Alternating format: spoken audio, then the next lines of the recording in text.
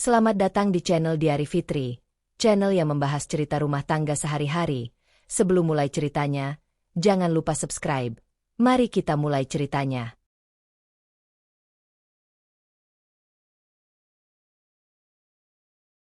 Sylvie baru saja menutup pesan dari ibunya dengan perasaan yang tidak nyaman. Kalimat Bu Ratna masih terngiang di kepalanya.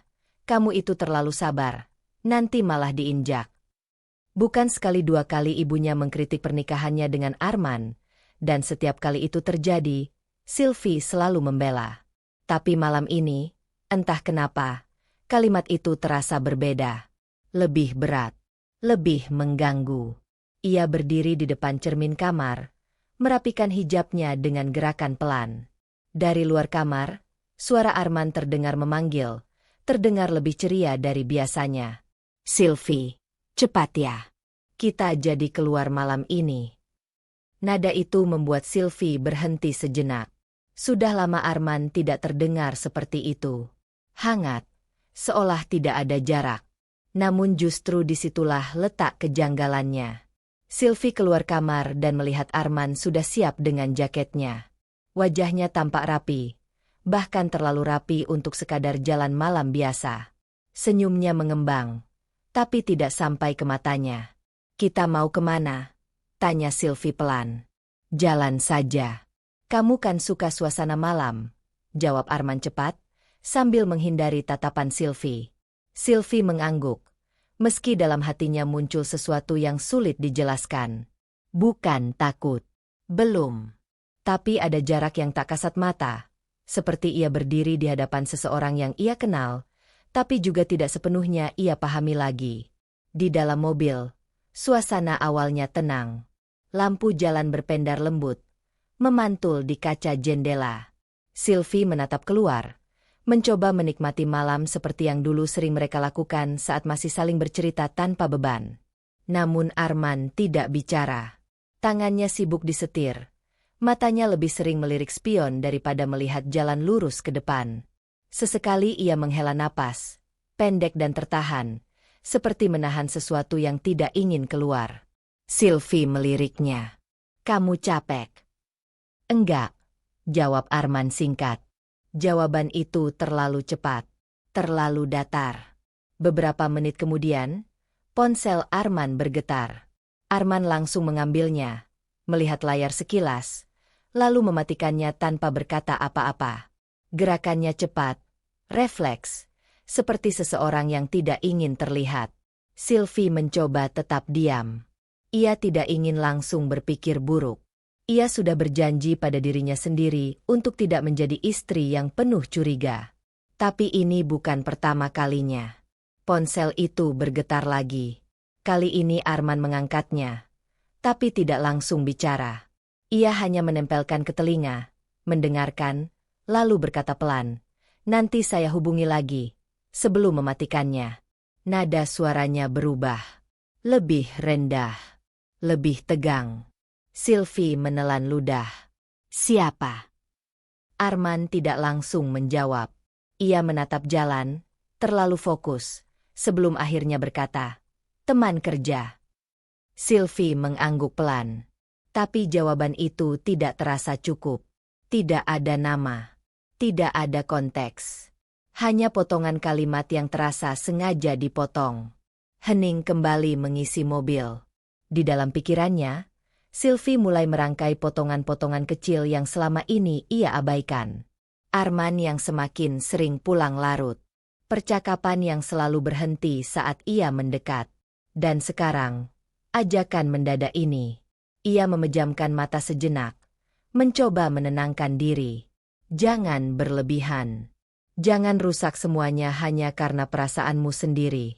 Ia membuka mata dan memaksakan senyum kecil. Udah lama ya kita nggak kayak gini. Arman melirik sekilas, lalu tersenyum tipis. Iya. Hanya itu.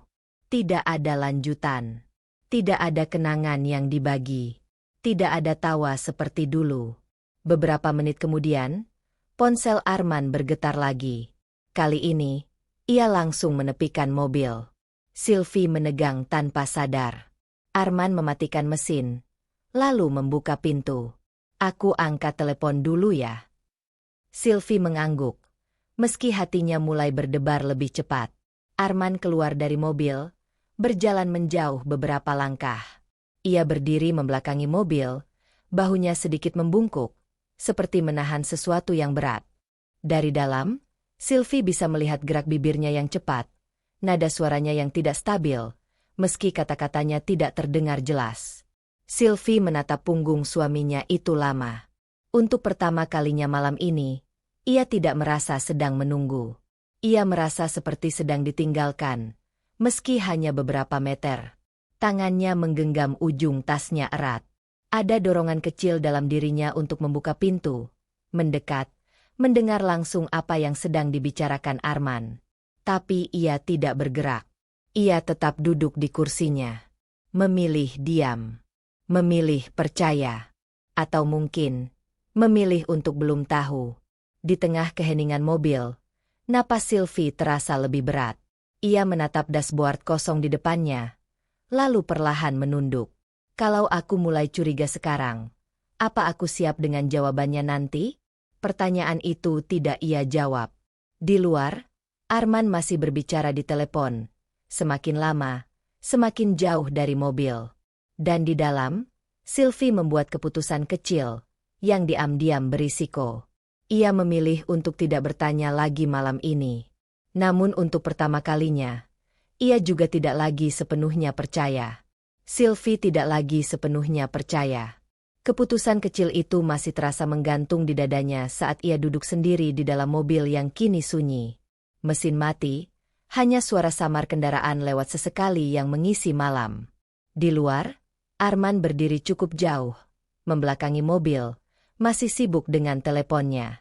Sosok itu tampak asing bagi Sylvie, bukan karena berubah secara fisik, tapi karena sikapnya yang semakin sulit dijangkau. Sylvie menarik napas panjang, mencoba menenangkan diri.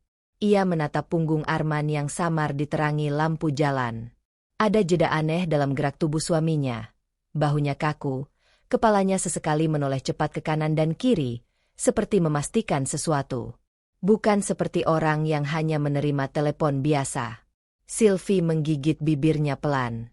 Kenapa aku jadi mikir sejauh ini? Ia mencoba menepis pikiran buruk itu, tapi justru semakin banyak yang muncul. Semua hal kecil yang sebelumnya ia abaikan kini terasa seperti potongan teka-teki yang mulai membentuk sesuatu yang tidak ia inginkan. Tiba-tiba, ponsel di tangannya bergetar. Sylvie terkejut. Jantungnya berdegup lebih cepat saat ia melihat layar. Nomor tidak dikenal. Tanpa nama. Tanpa foto. Ia ragu beberapa detik. Lalu membuka pesan itu. Cepat keluar dari mobil itu sebelum suamimu datang. Sylvie membeku. Matanya terpaku pada layar. Membaca kalimat itu berulang kali seolah berharap huruf-hurufnya berubah. Tapi tidak. Pesan itu tetap sama. Dingin, tegas, dan mengancam. Tangannya mulai gemetar. Apa maksudnya ini? Ia langsung menoleh ke arah Arman. Pria itu masih di tempat yang sama, masih berbicara di telepon. Tidak ada tanda-tanda ia akan kembali ke mobil dalam waktu dekat. Sylvie kembali menatap layar ponselnya. Sebelum suamimu datang. Kalimat itu terasa janggal. Arman jelas-jelas sudah ada di luar. Lalu siapa yang dimaksud dengan suamimu datang? Atau, apakah ini hanya cara seseorang mempermainkannya? Sylvie menelan ludah. Rasa panik mulai merayap. Pelan tapi pasti. Bukan lagi sekadar curiga seperti sebelumnya. Ini berbeda. Ini lebih tajam, lebih mendesak. Seolah ada sesuatu yang harus ia lakukan sekarang juga. Namun bagian lain dari dirinya menolak. Ini bisa saja lelucon. Atau salah kirim. Atau jebakan. Ia memejamkan mata sebentar. Mencoba berpikir jernih. Tapi justru bayangan terburuk mulai muncul tanpa diundang.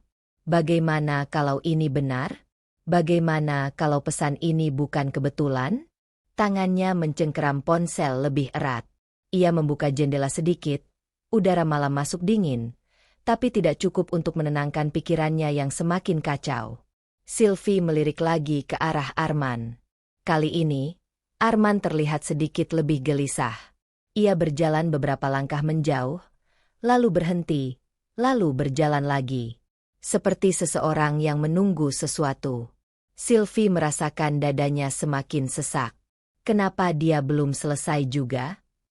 Ponselnya masih di tangannya. Pesan itu masih terbuka. Kata-kata itu terasa semakin berat setiap kali ia membacanya. Cepat keluar. Sylvie menelan ludah lagi. Ia menatap pintu mobil di sampingnya. Tangan kirinya perlahan bergerak ke arah gagang pintu, lalu berhenti di tengah jalan. Kalau aku keluar sekarang, aku seperti menuduh dia. Pikiran itu langsung membuatnya menarik tangannya kembali. Ada rasa bersalah yang muncul, meski belum ada bukti apapun. Ia tidak ingin menjadi istri yang mencurigai tanpa dasar. Tapi, kalau aku tidak keluar, dan ini benar? Pertanyaan itu membuat napasnya terhenti sesaat. Sylvie menoleh lagi ke arah Arman. Kali ini, pria itu terlihat menunduk, tangannya menekan dahinya, lalu kembali bicara di telepon dengan nada yang lebih tegas. Sylvie tidak bisa mendengar kata-katanya, tapi ekspresinya cukup untuk membuat hati Sylvie semakin tidak tenang. Ada sesuatu yang disembunyikan. Dan untuk pertama kalinya, Sylvie merasa, ia mungkin tidak aman di dekat suaminya sendiri. Perasaan itu datang begitu saja, tanpa logika yang jelas. Tapi cukup kuat untuk membuat tubuhnya menegang. Ponselnya kembali bergetar. Pesan kedua masuk. Jangan tunggu. Waktumu tidak banyak. Sylvie langsung menutup mulutnya dengan tangan. Jantungnya berdegup kencang. Hampir menyakitkan. Ini bukan lagi sekadar pesan aneh. Ini seperti peringatan. Air matanya mulai menggenang tanpa ia sadari. Siapa yang mengirim ini? Kenapa aku? Ia menoleh ke arah Arman lagi. Masih di sana. Masih belum kembali. Masih seperti orang asing. Sylvie menarik napas panjang, mencoba menenangkan dirinya, tapi gagal. Semua yang ia rasakan sekarang bercampur. Takut, bingung, marah, dan dikhianati, meski ia belum tahu oleh siapa. Tangannya kembali bergerak ke arah gagang pintu. Kali ini, ia tidak langsung menariknya. Ia hanya menggenggamnya erat. Keputusan itu terasa berat, seperti membelah hidupnya menjadi dua kemungkinan, tetap di dalam dan percaya semuanya baik-baik saja, atau keluar dan menghadapi sesuatu yang mungkin tidak siap ia lihat. Sylvie menutup mata. Air mata akhirnya jatuh. Di luar, Arman masih berbicara di telepon, tanpa menoleh sedikit pun ke arah mobil. Dan di dalam, Sylvie membuat keputusan kecil yang berisiko. Ia perlahan membuka kunci pintu, tapi belum mendorongnya keluar. Kunci pintu sudah terbuka. Tangan Sylvie masih menempel di gagang, dingin dan kaku, seolah kehilangan kekuatan untuk mendorongnya lebih jauh. Napasnya tidak teratur. Pesan di ponselnya masih menyala. Kata-katanya seperti menekan dari dalam. Jangan tunggu. Waktumu tidak banyak. Di luar, Arman masih berdiri dengan punggung menghadap mobil. Suaranya terdengar samar, tapi nada tegangnya semakin jelas. Ia belum menyadari apa yang sedang terjadi di dalam mobil, atau mungkin tidak peduli. Sylvie membuka mata perlahan. Untuk pertama kalinya, ia tidak lagi mencoba mencari pembenaran untuk suaminya. Yang ada hanya satu pertanyaan yang terus berulang di kepalanya. Kalau ini benar, kenapa aku masih duduk di sini?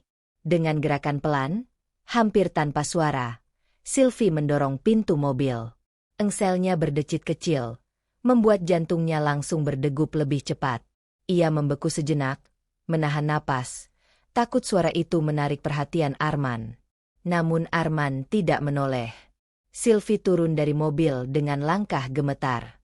Kakinya terasa lemas saat menyentuh aspal dingin. Ia menutup pintu perlahan, berhati-hati agar tidak menimbulkan suara. Setiap gerakannya terasa seperti melanggar sesuatu, bukan hanya kepercayaan, tapi juga kenyataan yang selama ini ia pegang. Ia melangkah menjauh. 1 langkah. 2 langkah. Semakin jauh dari mobil, semakin kuat rasa tidak nyata yang menyelimutinya. Seperti ia sedang keluar dari hidupnya sendiri tanpa benar-benar mengerti apa yang sedang ia tinggalkan. Sylvie tidak berani menoleh ke belakang. Ia hanya berjalan, pelan tapi pasti, menjauh ke sisi jalan yang lebih gelap, di balik bayangan pohon dan tiang listrik. Nafasnya terdengar jelas di telinganya sendiri, cepat dan tidak teratur. Beberapa meter dari mobil, ia akhirnya berhenti. Tubuhnya bergetar hebat. Ia memeluk dirinya sendiri, mencoba menahan rasa dingin yang tiba-tiba menjalar dari dalam.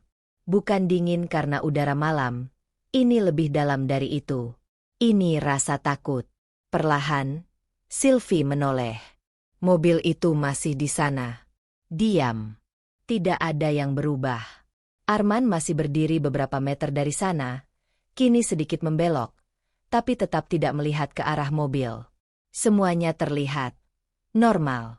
Sylvie menelan ludah. Apa aku terlalu berlebihan? Pikiran itu muncul lagi, mencoba menariknya kembali ke kenyamanan semu. Ia hampir melangkah kembali. Sampai tiba-tiba, sebuah suara keras memecah malam. Duar. Sylvie tersentak. Tubuhnya refleks mundur. Dalam hitungan detik, api menyembur dari bagian depan mobil, disusul ledakan kecil lainnya yang membuat kaca bergetar dan pecah. Sylvie menutup mulutnya, menahan teriakan yang nyaris keluar. Matanya membelalak, tak berkedip, menatap mobil yang kini dilalap api dengan cepat. Cahaya merah oranye itu memantul di wajahnya, membuat semuanya terasa seperti mimpi buruk yang terlalu nyata. Panasnya terasa sampai ke tempat ia berdiri. Kakinya melemas. Kalau ia masih di dalam mobil itu, Sylvie tidak berani menyelesaikan pikirannya sendiri. Dadanya naik turun dengan cepat. Napasnya tersengal. Air mata mengalir tanpa ia sadari. Bukan hanya karena takut, tapi karena satu kesadaran yang mulai terbentuk, perlahan namun pasti. Ini bukan kebetulan. Ini bukan kecelakaan biasa. Ini terlalu tepat. Sylvie menoleh ke arah Arman. Pria itu tampak terkejut, atau setidaknya terlihat seperti itu. Ia berlari mendekati mobil, berteriak sesuatu yang tidak jelas. Tangannya bergerak panik, tapi langkahnya sempat terhenti sejenak, seperti ragu. Sepersekian detik itu cukup bagi Sylvie untuk melihat sesuatu yang membuat hatinya jatuh lebih dalam. Bukan kepanikan yang murni. Ada jeda. Ada kesadaran. Sylvie mundur 1 langkah lagi. Tubuhnya semakin menjauh dari cahaya api. Dia tahu? Pertanyaan itu tidak lagi terasa mustahil. Sylvie menggigit bibirnya keras, menahan tangis yang ingin pecah. Semua yang terjadi malam ini, pesan misterius, sikap Arman, telepon yang disembunyikan, dan sekarang, ledakan itu, semuanya mulai tersusun dalam satu garis yang menakutkan. Ia ingin menolak. Ia ingin percaya bahwa ini hanya kebetulan yang buruk. Tapi tubuhnya tidak bisa berbohong. Instingnya tidak bisa dibungkam lagi. Sylvie melihat Arman kini menoleh ke sekeliling, mencari sesuatu, mencari dirinya. Dan untuk pertama kalinya, Sylvie tidak merasa lega melihat suaminya mencarinya. Ia justru merasa harus bersembunyi. Perasaan itu datang begitu kuat, tanpa kompromi. Sylvie mundur lagi, masuk lebih dalam ke bayangan gelap di pinggir jalan. Ia menahan napas, memastikan dirinya tidak terlihat. Jantungnya berdetak kencang saat Arman mulai berjalan menjauh dari mobil. Matanya menyapu area sekitar. Sylvie. Suara Arman terdengar panik. Tapi bagi Sylvie, suara itu kini terdengar berbeda. Bukan lagi tempat pulang, melainkan sesuatu yang harus ia hindari. Air matanya jatuh lagi, kali ini tanpa suara. Ia menatap pria yang selama ini ia percayai sepenuhnya. Dan untuk pertama kalinya, ia melihat kemungkinan bahwa pria itu mungkin telah merencanakan kematiannya. Ponselnya masih ada di tangannya. Pesan itu masih terbuka. Dan kini, satu hal menjadi jelas. Seseorang telah menyelamatkannya. Tapi dari siapa? Sylvie menggenggam ponselnya erat. Napasnya perlahan mencoba stabil. Di tengah api yang masih membakar mobil, di tengah suara Arman yang terus memanggil namanya, Sylvie membuat keputusan kecil yang mengubah segalanya. Ia tidak akan keluar dari persembunyiannya. Belum. Ia memilih untuk melihat lebih jauh. Sylvie memilih untuk tetap bersembunyi.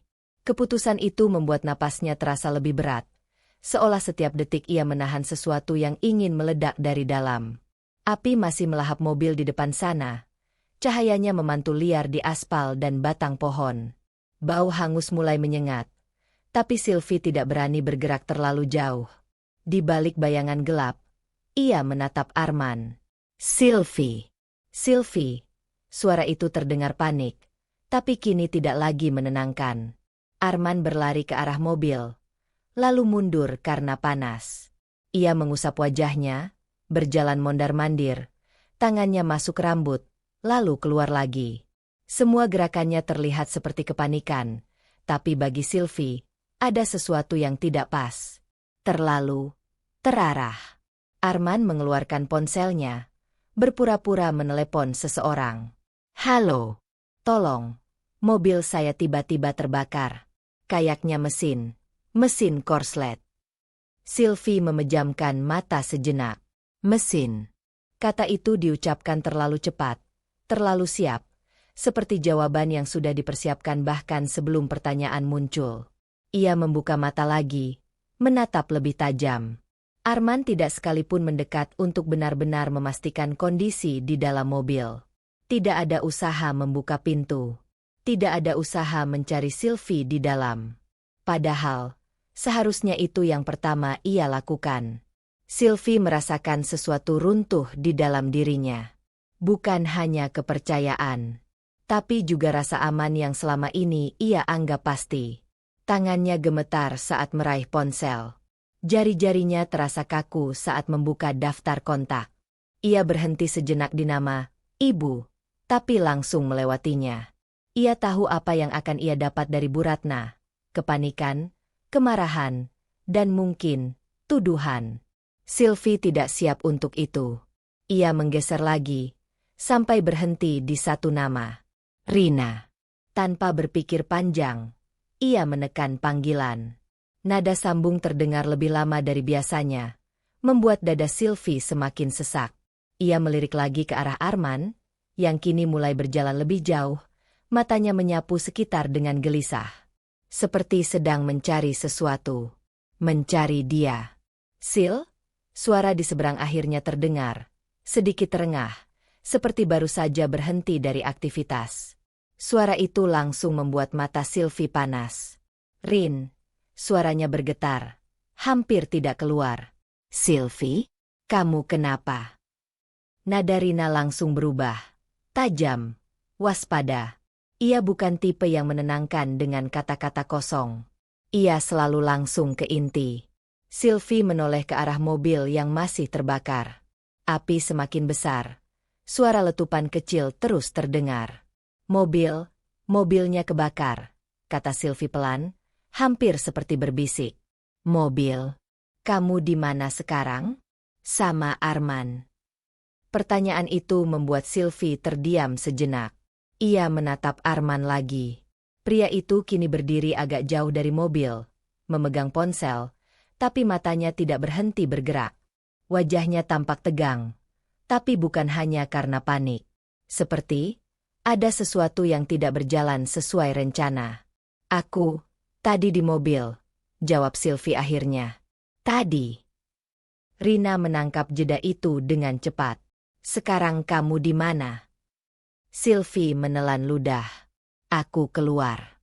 Aku nggak di mobil waktu itu. Hening beberapa detik di ujung sana. Kenapa kamu keluar? Suara Rina turun.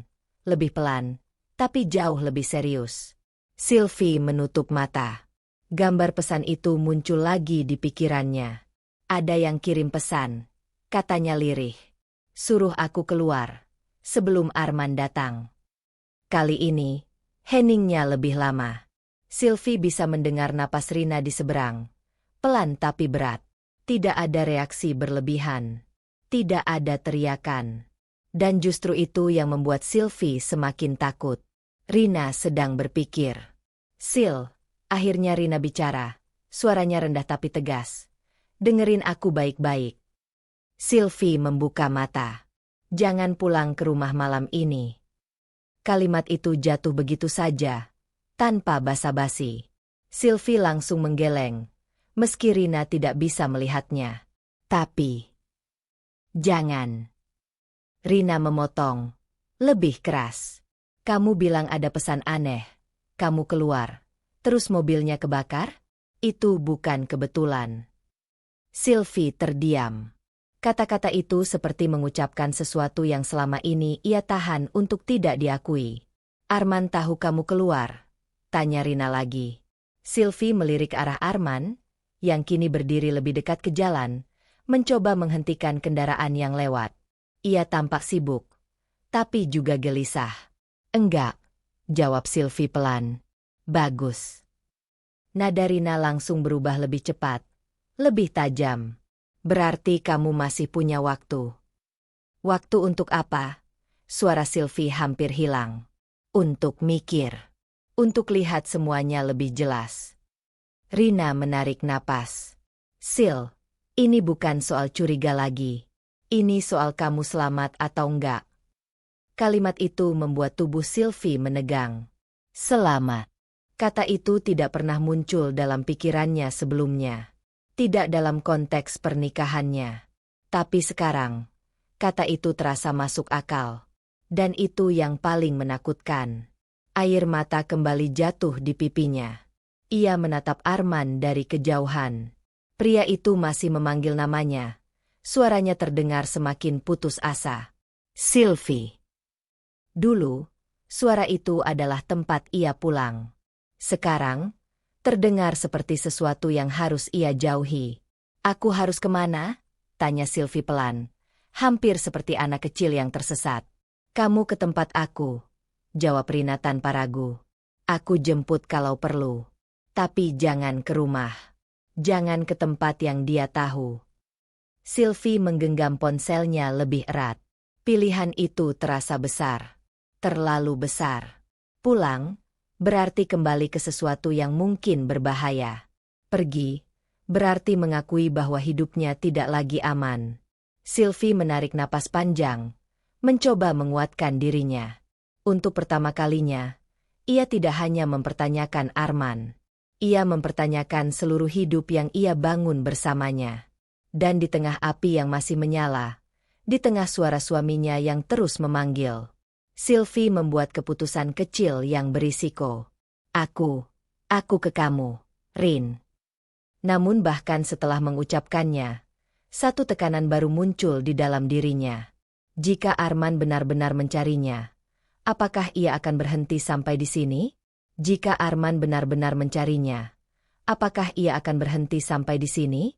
Pertanyaan itu terus mengiringi langkah Sylvie saat ia menjauh dari lokasi mobil yang terbakar. Kakinya terasa ringan sekaligus lemah, seperti berjalan tanpa benar-benar merasakan tanah. Ia tidak menoleh lagi ke belakang. Suara Arman yang memanggil namanya masih terdengar samar, tapi Sylvie memaksa dirinya untuk tidak berhenti. Ia memilih pergi. Pilihan itu terasa seperti mengkhianati sesuatu, bukan hanya Arman, tapi juga versi dirinya yang dulu selalu percaya bahwa pernikahan harus dipertahankan apapun yang terjadi. Ponselnya masih menempel di telinga. "Aku udah jalan," bisik Sylvie. Napasnya masih tidak stabil.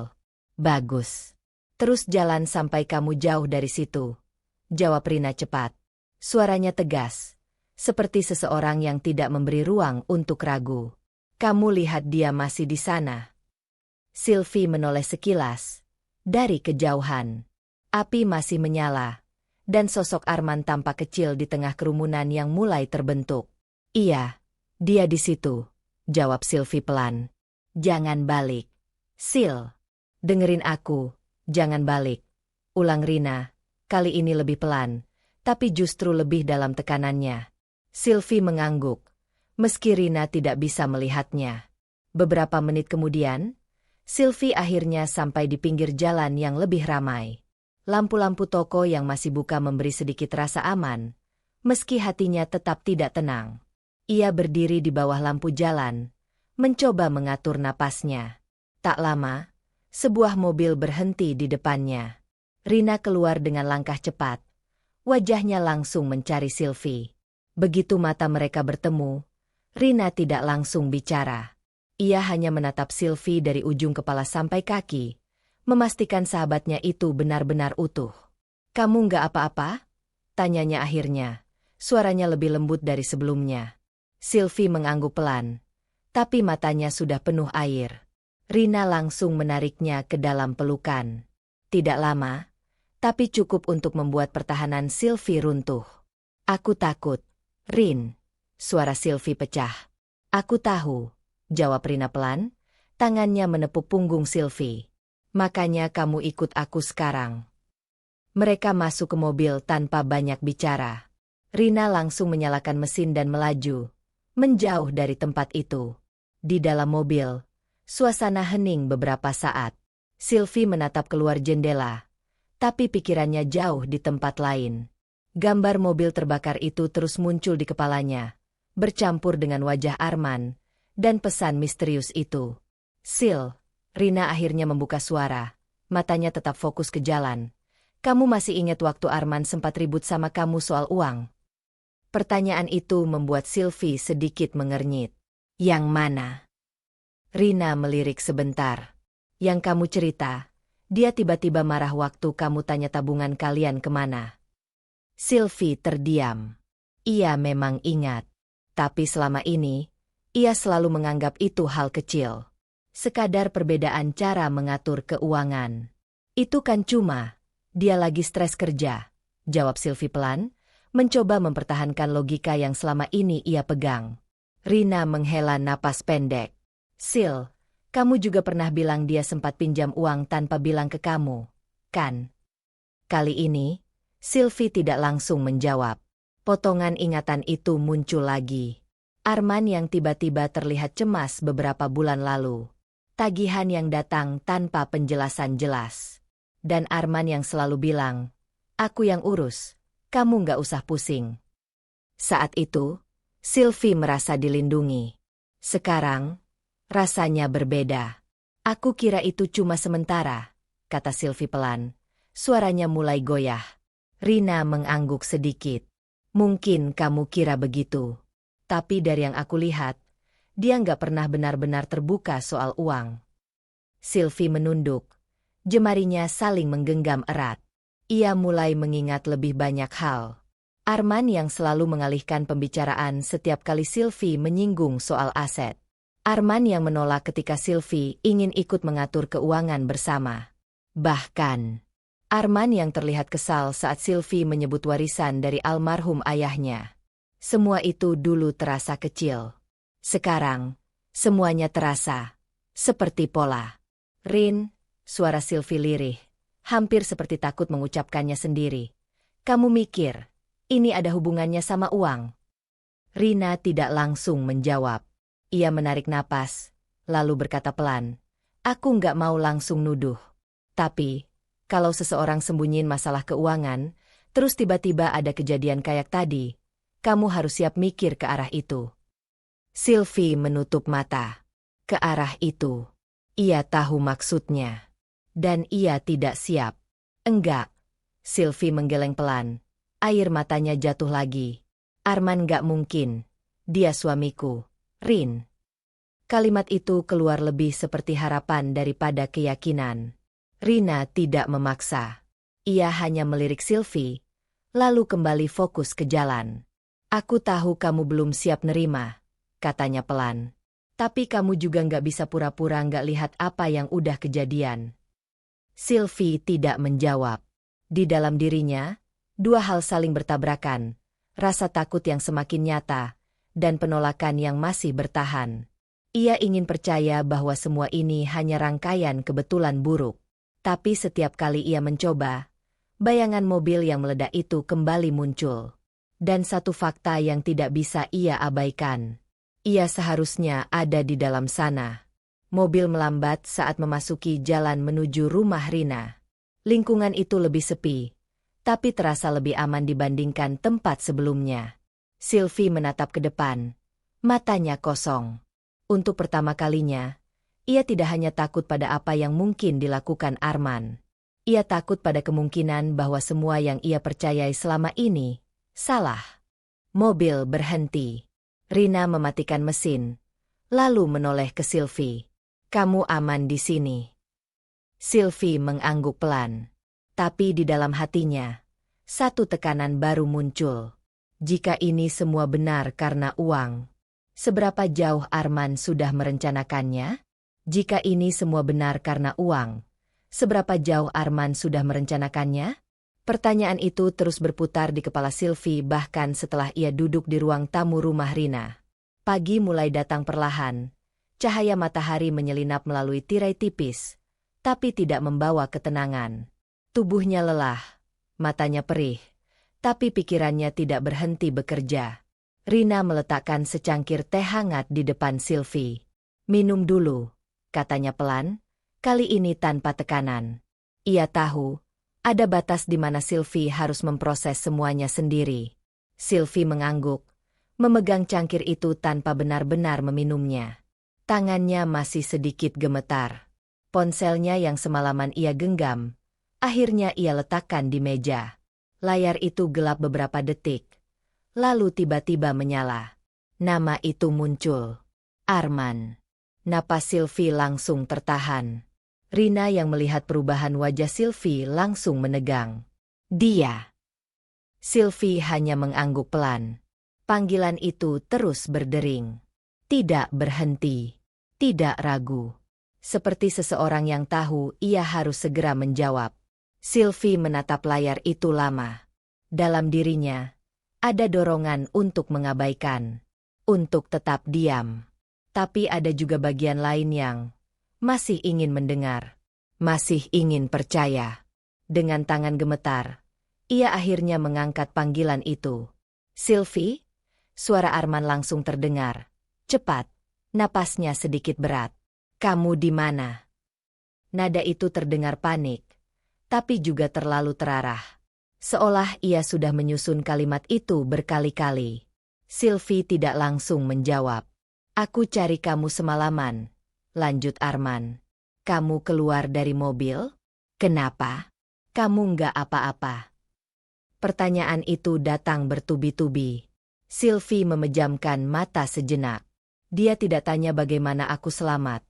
Dia tanya kenapa aku keluar. Perbedaan kecil itu terasa besar. "Aku aman," jawab Sylvie akhirnya. Suaranya pelan, datar. Arman menghembuskan napas panjang. "Syukurlah. Aku takut banget. Sil." Mobilnya tiba-tiba kebakar. "Aku nggak ngerti kenapa. Mungkin mesin." "Mesin." Sylvie memotong pelan. Ada jeda singkat di seberang. "Iya, mungkin korslet atau apa gitu," jawab Arman, sedikit lebih hati-hati. Sylvie menunduk. Kata yang sama. Penjelasan yang sama. Seolah sudah disiapkan. "Aku takut kehilangan kamu, Sil," lanjut Arman, suaranya melembut. "Tolong, jangan bikin aku khawatir kayak gini lagi." Kalimat itu membuat dada Sylvie terasa sesak. Dulu, kata-kata seperti itu akan membuatnya luluh. Sekarang, justru terasa menekan. "Aku cuma butuh waktu," kata Sylvie akhirnya. "Waktu buat apa?" Nada Arman berubah sedikit. Lebih tajam, meski ia cepat menahannya. "Sil, ini cuma kecelakaan. Kamu jangan mikir yang aneh-aneh." Sylvie tidak menjawab. Hening itu membuat Arman kembali melunak. "Kamu di mana sekarang?" "Aku jemput ya. Kita pulang. Kita bicarain baik-baik." Kata pulang itu terasa asing.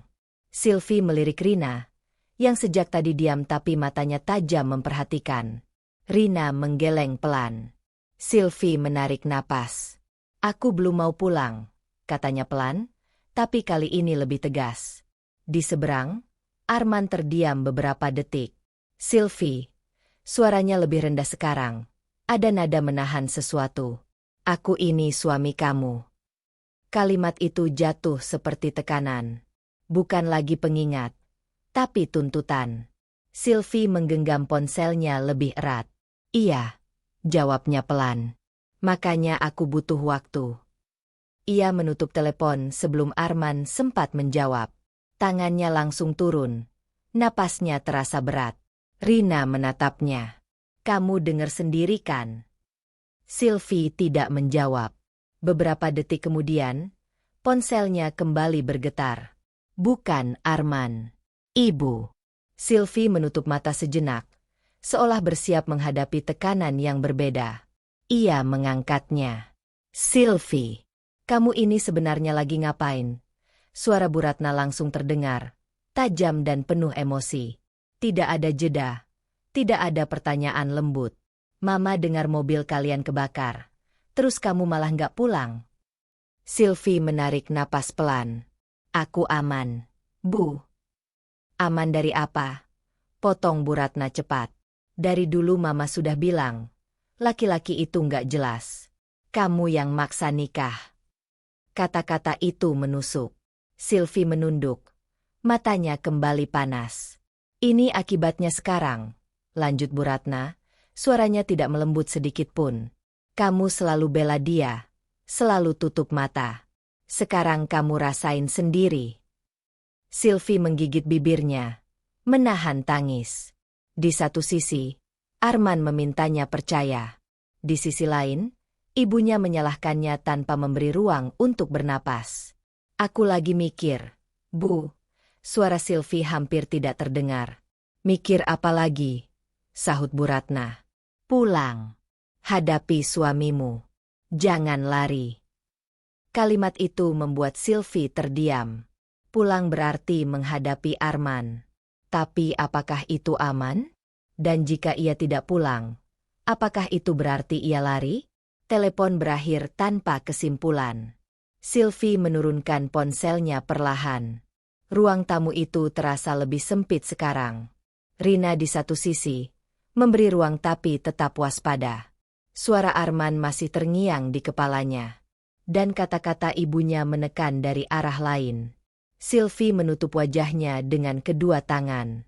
Untuk pertama kalinya, ia tidak hanya takut. Ia merasa terjebak. Bukan hanya dalam situasi, tapi dalam pilihan yang sama-sama menyakitkan. Jika ia percaya Arman, ia mungkin mengabaikan bahaya. Jika ia mengikuti ibunya, ia harus menghadapi sesuatu yang belum siap ia hadapi. Dan di antara semua itu, satu hal menjadi semakin jelas. Tidak ada lagi tempat yang benar-benar terasa aman. Sylvie menurunkan tangannya perlahan. Matanya kosong. Tapi ada satu keputusan kecil yang mulai terbentuk. Ia tidak akan pulang. Belum. Namun keputusan itu membawa tekanan baru yang lebih dalam. Jika ia terus menjauh, seberapa lama Arman akan tetap bersikap manis sebelum berubah? Jika ia terus menjauh, seberapa lama Arman akan tetap bersikap manis sebelum berubah? Pertanyaan itu tidak lagi terasa seperti ketakutan biasa. Kini, itu terdengar seperti hitungan waktu. Pagi di rumah Rina berjalan pelan, tapi pikiran Sylvie tidak ikut tenang. Ia duduk di tepi tempat tidur tamu, menatap kosong ke arah jendela. Cahaya matahari masuk dengan lembut, kontras dengan kekacauan di dalam dirinya. Ia tidak pulang. Keputusan itu sudah ia ambil. Tapi menjauh saja tidak cukup. Rasa tidak aman itu masih ada. Bahkan semakin jelas bentuknya. Rina masuk tanpa mengetuk, membawa ponsel dan beberapa lembar kertas. Aku kepikiran sesuatu, katanya. Langsung ke inti. Kalau ini ada hubungannya sama uang, kita harus tahu seberapa jauh dia sudah melangkah. Sylvie menoleh pelan. Kamu pernah tanda tangan apapun yang berhubungan sama asuransi atau investasi? Tanya Rina, matanya menatap serius. Sylvie mengernyit, mencoba mengingat. Aku pernah sih. Dulu Arman bilang itu buat jaga-jaga. Katanya biar aku tenang kalau dia kenapa-kenapa. Kalimat itu terasa aneh begitu diucapkan sekarang. Rina tidak langsung menjawab. Ia hanya menyerahkan ponsel. Coba kamu cek email kamu. Biasanya dokumen kayak gitu dikirim ke sana. Sylvie mengambil ponsel itu dengan ragu. Tangannya sedikit gemetar saat membuka aplikasi email. Ia mengetik kata kunci yang Rina sarankan. Asuransi, polis, klaim. Beberapa detik pertama, tidak ada yang mencurigakan. Lalu satu email muncul. Subjeknya sederhana. Polis aktif, konfirmasi pemegang polis. Tanggalnya, beberapa bulan lalu. Sylvie menatap layar itu lama sebelum akhirnya membuka. Dokumen itu terbuka dalam bentuk PDF.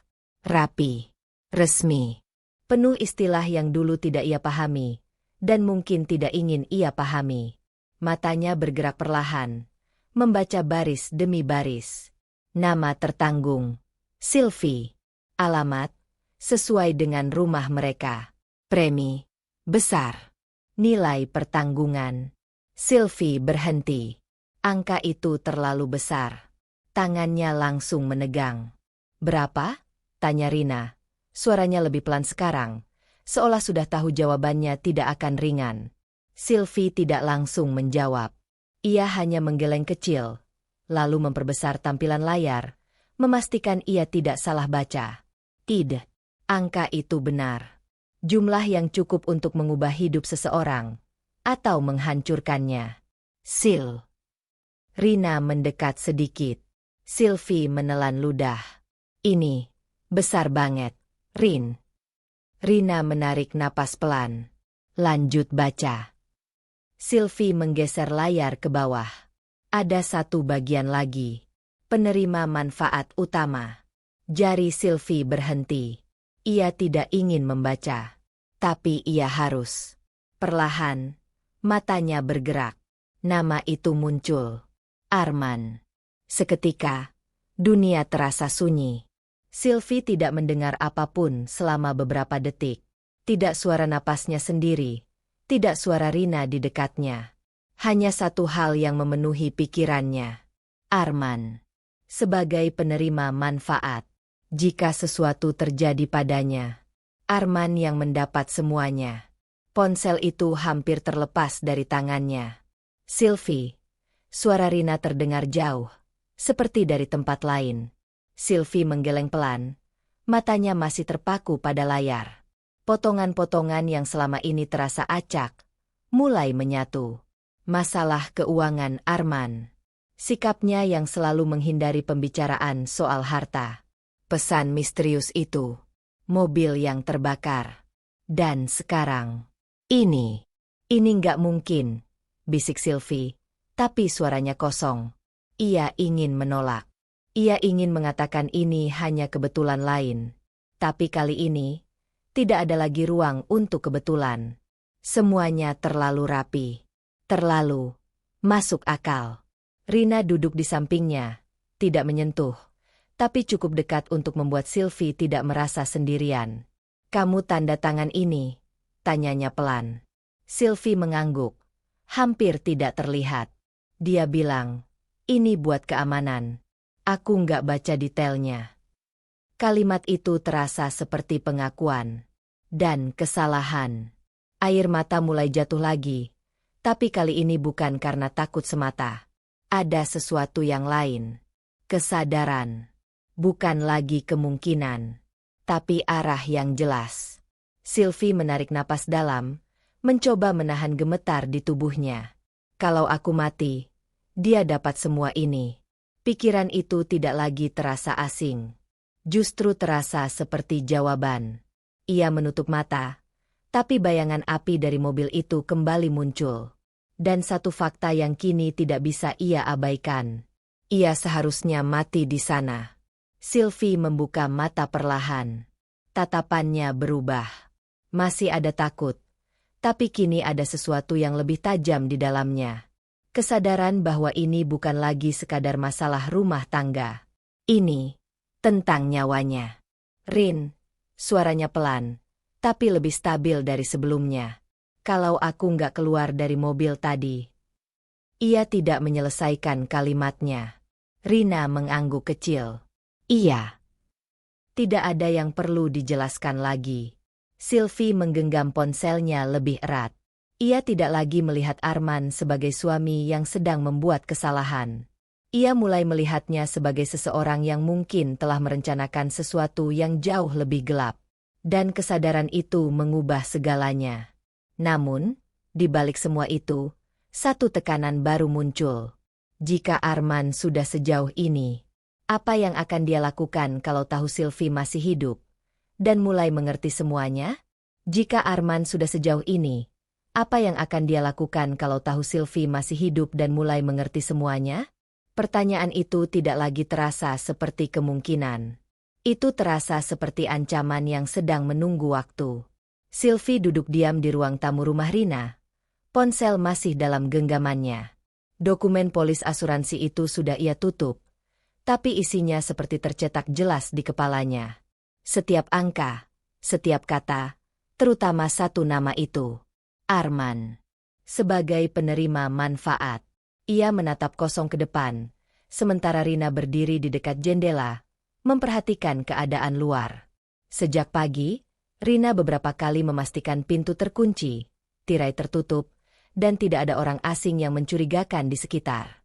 Sil, suara Rina memecah keheningan, kita harus mulai hati-hati.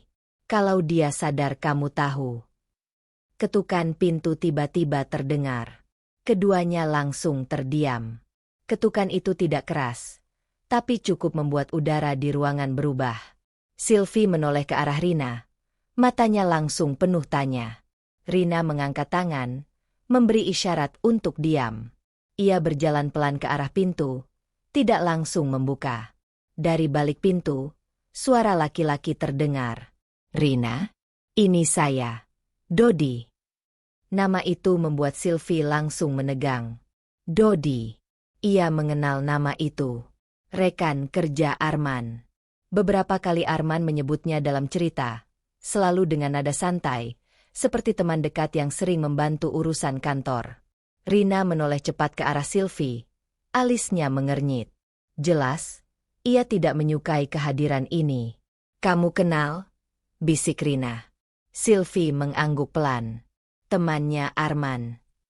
Ketukan terdengar lagi. Kali ini sedikit lebih tegas. Saya tahu Sylvie ada di dalam. Saya cuma mau bantu.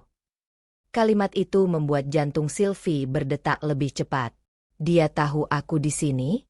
Rina menghela napas pelan, lalu membuka pintu sedikit, masih menahan dengan tubuhnya. Dodi berdiri di luar, berpakaian rapi. Wajahnya tampak serius tapi tidak tegang.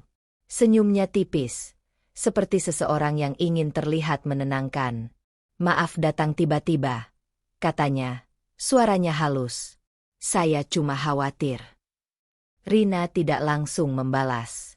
Tatapannya tajam, menilai. Khawatir soal apa? Tanyanya dingin. Dodi melirik ke dalam, melihat Sylvie di belakang. Soal Arman dan Sylvie. Sylvie menelan ludah. Ada sesuatu dalam cara Dodi menyebut nama Arman. Terlalu santai, terlalu terkendali. Rina akhirnya membuka pintu lebih lebar, tapi tetap berdiri di sampingnya. Masuk, katanya singkat. Dodi melangkah masuk. Matanya langsung mencari Sylvie. Kamu nggak apa-apa? Tanyanya. Nada suaranya terdengar tulus, atau setidaknya terdengar seperti itu. Sylvie mengangguk pelan. Aku aman. Dodi menghela napas lega, lalu duduk tanpa diminta, seolah sudah cukup nyaman dengan situasi ini. Saya baru dari Arman, katanya. Kalimat itu langsung membuat Sylvie menegang. Dia lagi kacau banget, lanjut Dodi. Dia nyari kamu kemana-mana. Dia benar-benar takut kehilangan kamu. Rina menyilangkan tangan, bersandar di dinding. Takut kehilangan, atau takut kehilangan sesuatu yang lain? Nada sindiran itu jelas. Dodi menoleh ke arah Rina, tersenyum tipis. Saya ngerti kenapa kamu curiga. Tapi saya kenal Arman cukup lama. Dia bukan orang seperti itu. Sylvie menunduk. Kalimat itu familiar. Ia pernah mengucapkannya sendiri. Mobil itu memang bermasalah dari dulu, lanjut Dodi, menoleh kembali ke Sylvie. Saya sendiri pernah lihat Arman ngeluh soal mesin. Jadi kejadian kemarin, ya bisa saja murni kecelakaan. Sylvie mengangkat pandangannya perlahan. Ada sesuatu yang mengganjal. Cara Dodi berbicara terlalu rapi. Seolah setiap kemungkinan sudah disiapkan jawabannya. Kalau itu kecelakaan, Rina memotong, kenapa Sylvie dapat pesan aneh sebelum kejadian? Dodi berhenti sejenak. Hanya sepersekian detik. Tapi cukup untuk membuat Sylvie melihat ada celah. Pesan? Ulang Dodi, sedikit mengernyit. Bisa jadi itu cuma orang iseng. Atau kebetulan yang gak ada hubungannya. Rina tertawa kecil. Tanpa humor. Kebetulan yang terlalu pas. Ya. Dodi tidak langsung menjawab. Ia hanya menatap Sylvie lagi. Kali ini lebih serius. Sylvie, katanya pelan. Saya nggak bilang kamu harus langsung percaya Arman. Tapi jangan langsung menganggap dia seburuk itu. Kata-kata itu terasa lembut. Tapi ada sesuatu yang mengarahkannya. Seperti mendorong Sylvie untuk mundur dari kesimpulan yang mulai ia bangun. Dia lagi tertekan, lanjut Dodi. Masalah kerjaan, keuangan, banyak hal yang mungkin dia nggak cerita ke kamu. Tapi itu nggak berarti dia mau nyakitin kamu. Sylvie terdiam. Masalah keuangan. Kata itu kembali muncul. Tapi kali ini, bukan sebagai tanda bahaya, melainkan sebagai alasan. Alasan untuk membenarkan. Rina langsung menangkap itu. Atau justru karena masalah keuangan itu, dia punya alasan kuat. Dodi menoleh ke Rina. Matanya sedikit mengeras. Kita jangan terlalu jauh menyimpulkan. Ketegangan di ruangan itu terasa jelas sekarang. Sylvie menatap keduanya bergantian. Rina, yang sejak awal melindunginya, tapi juga terus mendorongnya melihat sisi paling buruk. Dodi, yang terdengar menenangkan, tapi perlahan menggeser arah pikirannya. Dan di tengah itu semua, Arman. Sosok yang kini tidak lagi bisa ia pahami. Aku, Sylvie membuka suara, tapi langsung berhenti. Ia tidak tahu harus percaya siapa. Semua yang ia dengar terasa masuk akal. Dan justru itu yang membuatnya semakin bingung. Dodi berdiri perlahan. Saya cuma nggak mau kamu ambil keputusan dari rasa takut, katanya, menatap Sylvie. Kalau kamu mau, saya bisa bantu jelasin semuanya dari sisi Arman. Rina langsung menggeleng. Dia nggak butuh itu sekarang. Sylvie menatap lantai. Ia ingin kejelasan. Tapi semakin banyak yang bicara, semakin kabur semuanya. Dodi berjalan ke arah pintu, lalu berhenti sejenak. Sylvie, hati-hati dengan siapa kamu percaya. Kalimat itu terdengar seperti peringatan atau ancaman halus. Setelah Dodi pergi, pintu kembali tertutup. Rina langsung menoleh ke Sylvie. Kamu jangan percaya dia. Kenapa? Tanya Sylvie pelan. Karena dia terlalu tahu apa yang harus dia bilang, jawab Rina tegas. Dan itu nggak pernah kebetulan. Sylvie menunduk lagi. Kepalanya terasa penuh. Setiap orang membawa versi kebenarannya sendiri. Dan ia tidak tahu mana yang nyata. Namun satu hal yang mulai berubah. Ia tidak lagi hanya takut pada Arman. Ia mulai merasa tidak ada satupun yang benar-benar bisa ia percaya sepenuhnya. Dan di tengah kebingungan itu, Sylvie membuat keputusan kecil yang berisiko. Ia akan mendengar penjelasan Dodi tanpa memberitahu Rina.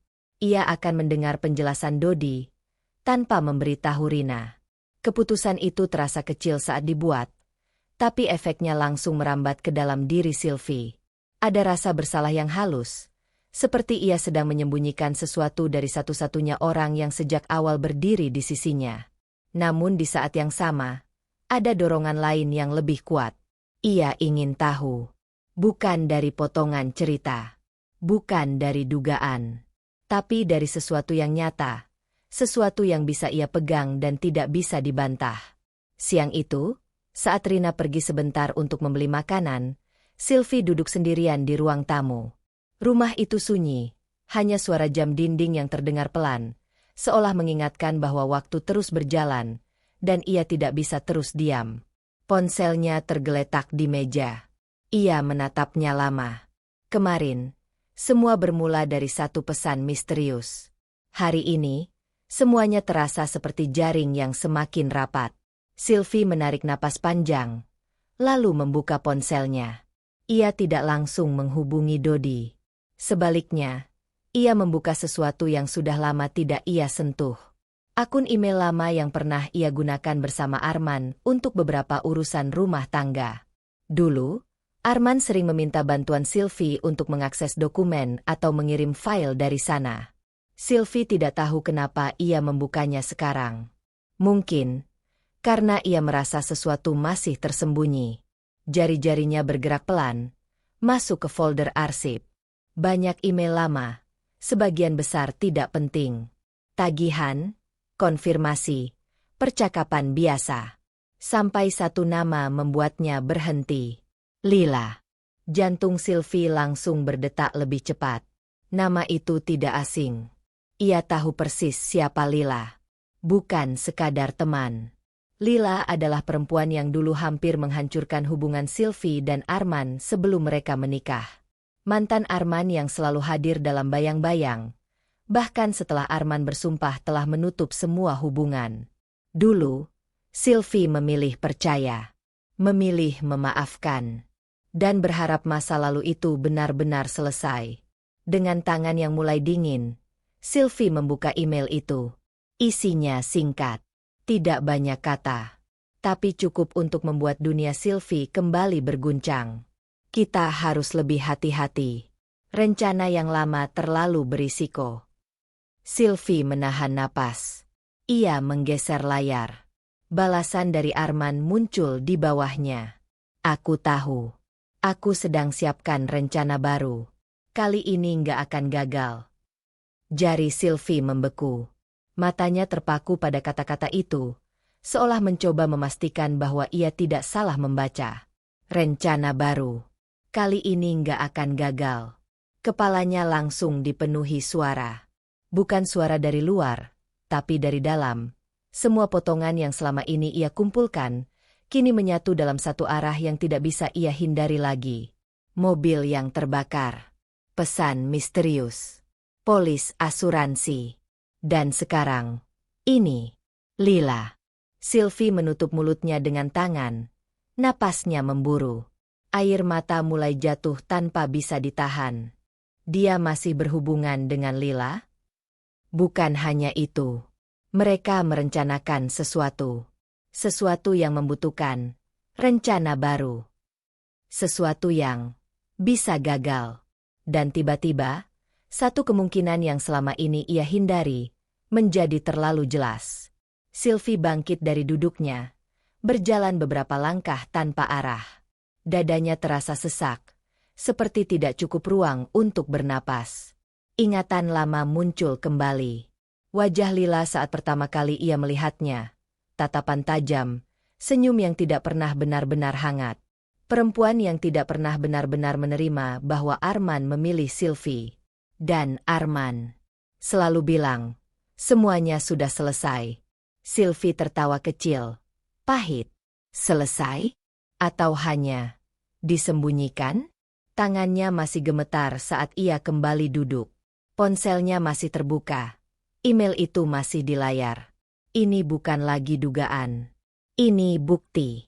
Dan yang paling menyakitkan bukan hanya isi pesannya, tapi kenyataan bahwa Arman tidak sendirian. Ada orang lain di balik semua ini. Orang yang mengenalnya. Orang yang pernah menjadi ancaman dalam hidupnya. Sylvie menutup mata. Air matanya mengalir lebih deras sekarang. Tapi tidak lagi hanya karena takut. Ada sesuatu yang berubah di dalam dirinya. Rasa sakit itu mulai berubah bentuk. Menjadi kemarahan. Pelan. Tapi pasti. Ia membuka mata lagi, menatap layar ponselnya dengan tatapan yang berbeda. Lebih tajam. Lebih sadar. Rencana baru. Bisiknya pelan. Kalau mobil itu adalah bagian dari rencana itu, maka ini bukan kejadian pertama. Dan mungkin, bukan yang terakhir. Sylvie menarik napas dalam, mencoba menenangkan dirinya. Ia tidak bisa lagi hanya bersembunyi. Ia tidak bisa terus menunggu. Kalau ia ingin keluar dari ini, ia harus menghadapi sumbernya. Arman. Untuk pertama kalinya sejak semua ini terjadi, Sylvie tidak lagi hanya bereaksi. Ia mulai berpikir untuk melangkah. Perlahan, ia membuka daftar kontaknya. Nama Arman masih di sana. Masih sama seperti dulu. Tapi maknanya sudah berubah. Tangannya berhenti beberapa detik di atas layar. Bukan karena ragu, tapi karena ia tahu. Setelah ini, tidak akan ada jalan kembali ke keadaan sebelumnya. Sylvie menelan ludah, lalu menarik napas panjang. Di dalam dirinya, keberanian itu belum sempurna. Masih ada takut. Masih ada luka. Tapi cukup untuk satu langkah. Ia tidak akan lagi hanya diam dan menunggu. Ia akan menghadapi Arman. Namun bahkan saat keputusan itu terbentuk, satu tekanan baru muncul. Jika Arman benar-benar punya rencana, apakah menghadapi dia sekarang justru membuat Sylvie masuk ke dalam rencana berikutnya? Jika Arman benar-benar punya rencana, apakah menghadapi dia sekarang justru membuat Sylvie masuk ke dalam rencana berikutnya? Pertanyaan itu menahan langkah Sylvie. Ia tidak jadi langsung menghubungi Arman. Untuk pertama kalinya sejak semuanya terungkap, ia menyadari, keberanian saja tidak cukup. Ia butuh arah. Butuh pegangan yang tidak mudah dipatahkan oleh kata-kata atau emosi. Dan satu nama muncul di kepalanya. Pak Hendra. Sylvie berdiri di depan sebuah kantor hukum sederhana. Papa namanya tidak mencolok, tapi cukup dikenal oleh keluarganya sejak lama. Pak Hendra bukan orang asing. Ia adalah pengacara yang dulu dipercaya almarhum ayah Sylvie untuk mengurus beberapa urusan penting keluarga. Seseorang yang tidak mudah dipengaruhi dan tidak punya alasan untuk memihak Arman. Rina berdiri di sampingnya, menyilangkan tangan. "Kamu yakin?" tanyanya pelan. Sylvie mengangguk, meski dadanya terasa berat. "Aku butuh tahu ini semua, secara jelas." Rina tidak membantah. Ia hanya membuka pintu lebih dulu. Di dalam, suasana kantor itu tenang. Rak buku penuh berkas, meja kayu besar, dan aroma kertas lama yang khas. Pak Hendra duduk di balik mejanya. Pria parubaya dengan sorot mata tajam tapi tenang. Begitu melihat Sylvie masuk, ia langsung berdiri. "Sylvie?" Nada suaranya terkejut, tapi tidak berlebihan. "Sudah lama sekali." Sylvie mencoba tersenyum tipis, tapi gagal. "Maaf datang mendadak, Pak." Pak Hendra mengangguk. Gesturnya mengundang mereka duduk. "Kalau kamu datang ke sini, pasti bukan hal kecil." Kalimat itu langsung menyentuh inti. Sylvie duduk perlahan. Tangannya saling menggenggam. Ia melirik Rina sebentar, lalu kembali menatap Pak Hendra. "Ada sesuatu yang harus Bapak lihat," katanya pelan. Ia menyerahkan ponselnya. Pak Hendra menerima, membaca dengan tenang. Tidak ada reaksi terburu-buru. Matanya bergerak perlahan dari satu dokumen ke dokumen lain. Polis asuransi, tangkapan layar pesan, hingga email antara Arman dan Lila. Semakin lama, ekspresinya semakin serius. Ruangan itu menjadi hening. Sylvie menahan napas tanpa sadar. Akhirnya, Pak Hendra meletakkan ponsel itu di meja. "Sejak kapan kamu tahu semua ini?" tanyanya. "Baru beberapa hari," jawab Sylvie. Pak Hendra mengangguk pelan. Ia bersandar, menatap Sylvie dengan pandangan yang tidak menghakimi, tapi juga tidak menenangkan. "Sylvie, saya akan bicara jujur," katanya. Sylvie menegakkan punggungnya. "Kalau semua ini benar," lanjutnya, menunjuk ponsel di meja, "ini bukan sekadar masalah rumah tangga." Jantung Sylvie berdetak lebih cepat.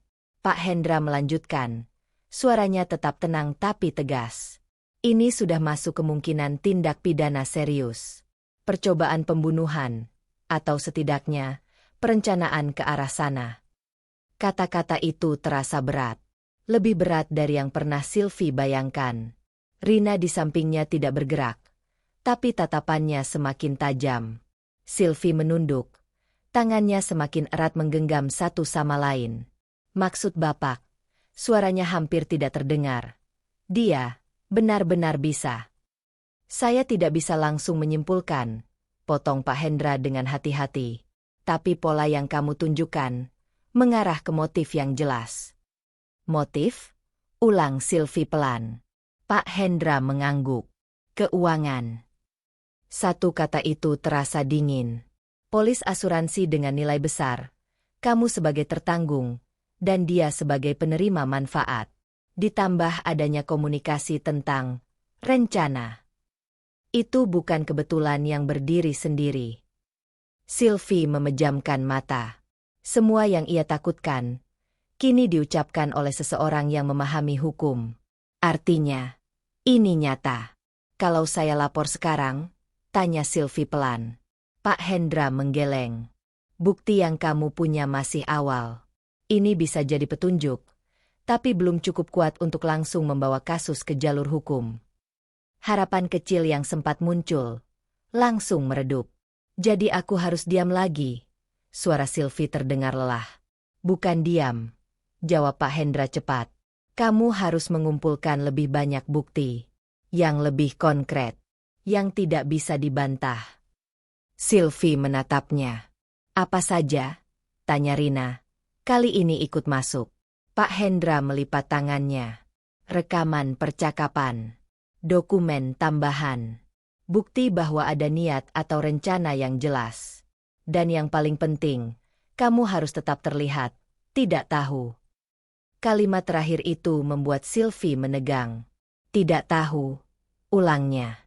Ya, jawab Pak Hendra. Kalau dia tahu kamu sudah curiga, dia akan berhenti. Atau melakukan sesuatu yang lebih berbahaya. Ruangan itu kembali hening. Sylvie menelan ludah. Berpura-pura tidak tahu, berarti kembali mendekati Arman. Berarti masuk ke dalam lingkarannya lagi. Berarti berisiko. Tapi itu berbahaya, kata Rina cepat. Pak Hendra menatapnya. Saya tidak bilang ini aman. Tapi kalau Sylvie ingin melawan dengan kuat, dia butuh dasar yang tidak bisa digoyahkan. Sylvie menunduk. Selama ini, ia hanya berusaha bertahan. Menghindar. Menjauh. Tapi semua itu tidak menghentikan apapun. Arman masih ada. Rencana itu mungkin masih berjalan. Kalau ia terus lari, ia tidak akan pernah benar-benar keluar. Sylvie menarik napas dalam. Pelan-pelan, sesuatu di dalam dirinya berubah. Bukan lagi sekadar takut, tapi tekad. Ia mengangkat wajahnya, menatap Pak Hendra dengan lebih tegas. Aku harus kembali ke dia, katanya pelan. Rina langsung menoleh. Sylvie. Aku nggak bilang aku percaya dia, potong Sylvie. Kali ini lebih stabil. Tapi aku nggak bisa terus sembunyi. Kalau aku mau bukti, aku harus ada di dekatnya. Kalimat itu keluar dengan berat, tapi juga dengan kejelasan. Untuk pertama kalinya, Sylvie tidak hanya bereaksi. Ia memilih langkah. Langkah yang berisiko. Pak Hendra mengangguk kecil. Kalau kamu memutuskan itu, kamu harus sangat hati-hati. Jangan sendirian. Dan selalu beritahu saya atau Rina setiap langkahmu. Sylvie mengangguk. Ia tahu ini bukan keputusan ringan. Tapi ini satu-satunya cara. Ia berdiri perlahan, menggenggam ponselnya lagi. Di dalam dirinya, rasa takut itu masih ada. Tapi kini, berdampingan dengan sesuatu yang baru. Keberanian untuk melawan. Namun di balik keputusan itu, satu tekanan baru muncul. Jika ia kembali mendekat, apakah ia cukup kuat untuk berpura-pura di hadapan seseorang yang mungkin sudah merencanakan kematiannya? Jika ia kembali mendekat, apakah ia cukup kuat untuk berpura-pura di hadapan seseorang yang mungkin sudah merencanakan kematiannya? Pertanyaan itu terus mengiringi langkah Sylvie saat ia berdiri di depan rumahnya sendiri. Rumah yang dulu terasa aman, kini terasa seperti tempat asing. Ia menarik napas panjang, mencoba menenangkan detak jantungnya yang tidak stabil. Di dalam tasnya, ponsel sudah dalam mode rekam. Layar gelap, tapi fungsinya berjalan. Ia sudah memilih. Sekarang, tidak ada jalan mundur. Pintu terbuka sebelum ia sempat mengetuk. Arman berdiri di sana. Wajahnya tampak lelah, mata sedikit sembab, tapi begitu melihat Sylvie, ekspresinya langsung berubah. Lega, hampir terlalu cepat. Sylvie, suaranya pelan, seperti menahan sesuatu. Kamu, akhirnya pulang. Kata pulang itu terasa janggal, tapi Sylvie memaksakan senyum tipis. Iya, jawabnya pelan. Untuk sesaat, mereka hanya saling menatap. Arman melangkah mendekat, seperti ingin memeluk, tapi berhenti di tengah. Seolah tidak yakin apakah ia masih berhak. Kamu nggak apa-apa? Tanyanya. Sylvie mengangguk. Aku cuma kaget kemarin. Arman menghela napas panjang, mengusap wajahnya. Aku juga. Aku sampai nggak bisa tidur mikirin kamu. Sylvie menahan diri untuk tidak bereaksi.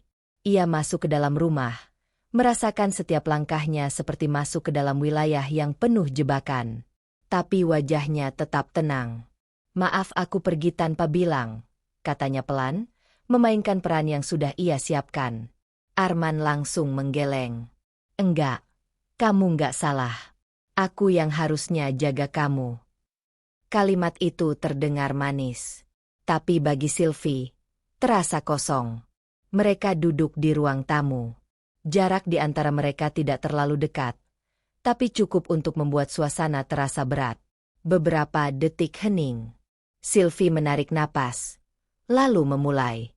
Aku kepikiran semalaman, katanya pelan. Mungkin, ini memang cuma kecelakaan. Arman menatapnya cepat. Untuk pertama kalinya, ada sesuatu yang berubah di matanya. Bukan sekadar lega, tapi peluang. Iya, Sil, jawabnya cepat. Aku juga mikir gitu. Mesin mobil itu memang udah lama bermasalah. Sylvie mengangguk kecil, menunduk, seolah masih ragu. Aku juga, mungkin terlalu panik, lanjutnya. Sampai mikir yang aneh-aneh. Ia sengaja memberi jeda, membiarkan Arman masuk. Dan Arman tidak menyia-nyiakannya. Kamu wajar kok mikir gitu, katanya. Suaranya melembut. Kamu kaget. Tapi aku di sini. Sil, aku nggak akan biarin apa-apa terjadi sama kamu. Kalimat itu membuat dada Sylvie terasa sesak. Dia bilang itu dengan mudah. Sylvie mengangkat wajahnya, menatap Arman lebih lama. Aku percaya kamu, katanya pelan. Kata-kata itu terasa seperti duri di tenggorokannya. Tapi ia mengucapkannya. Dan efeknya langsung terlihat. Arman menghela napas lega. Tubuhnya sedikit rileks. Makasih, Sil. Aku cuma capek kalau harus terus dicurigai. Nada suaranya berubah sedikit. Lebih jujur. Lebih terbuka. Sylvie tidak menyela. Ia membiarkan Arman bicara. Dan perlahan, retakan itu mulai terlihat. Aku ini kerja keras buat kita, lanjut Arman, suaranya mulai berat. Tapi kamu tahu nggak rasanya? Selalu kurang. Selalu harus lebih. Sylvie diam. Ia menatap Arman, tapi pikirannya fokus pada satu hal. Biarkan dia bicara. Aku harus mikirin semuanya sendiri, kata Arman lagi, kini lebih emosional. Utang, kerjaan, tekanan dari mana-mana. Sementara kamu punya semuanya dari awal. Kalimat itu membuat Sylvie menegang. Arah pembicaraan mulai jelas. Semua dari ayah kamu, lanjut Arman, nadanya kini lebih tajam. Rumah ini, tabungan itu, semua. Sylvie menahan napas. Ini dia. Aku nggak pernah bilang itu masalah, katanya pelan, tetap menjaga nada. Arman tertawa kecil, tanpa humor. Enggak, Kamu nggak bilang. Tapi itu selalu ada. Ia menatap Sylvie langsung. Kadang aku mikir, ini semua juga hak aku. Kalimat itu jatuh pelan. Tapi dampaknya keras. Sylvie merasakan jantungnya seperti berhenti sesaat. "Hah?" Kata itu menggema di kepalanya.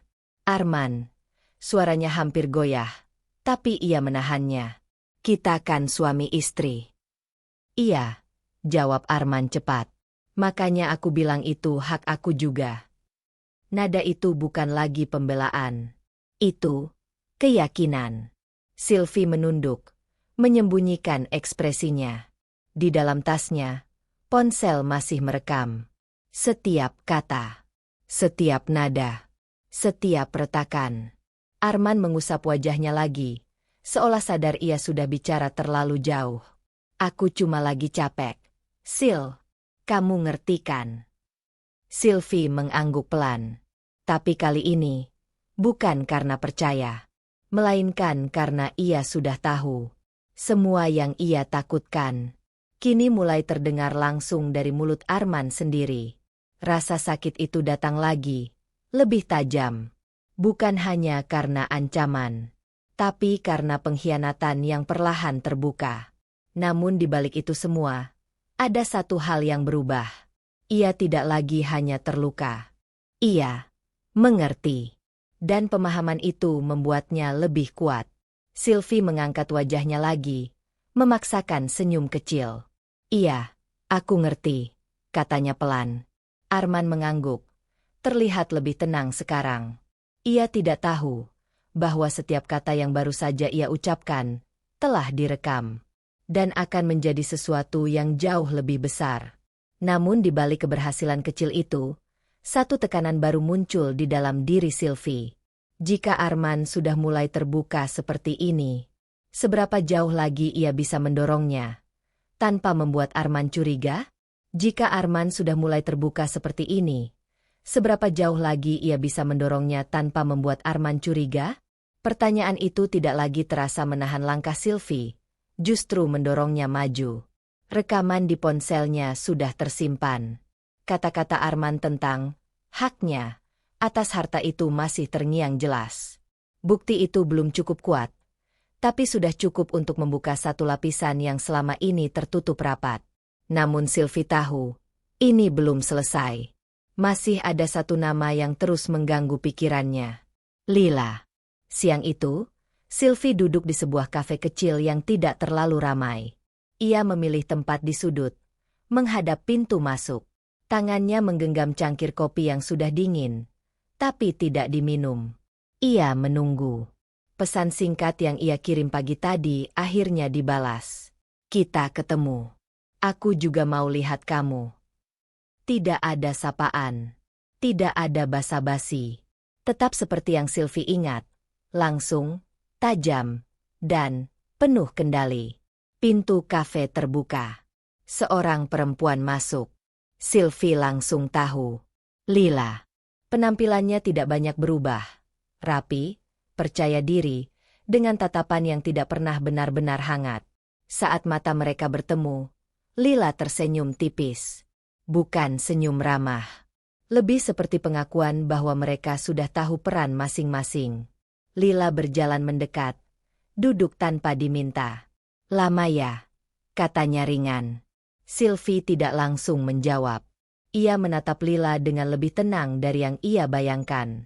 "Aku nggak nyangka kamu yang hubungi duluan," lanjut Lila. "Aku juga nggak nyangka kamu masih berhubungan sama Arman," jawab Sylvie datar. Lila tertawa kecil. "Masih?" ulangnya.